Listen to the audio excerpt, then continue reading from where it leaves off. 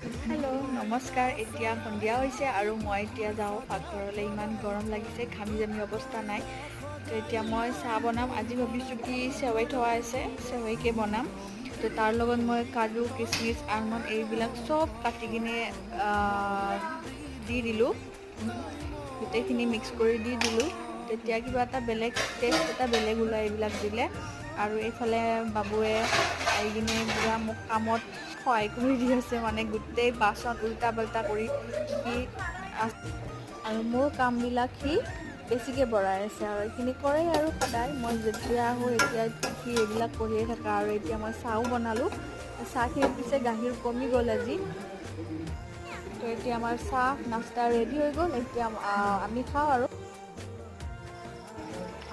এইখিনি আছিল আজিলৈ বাই, নেক্সট লগ পাম।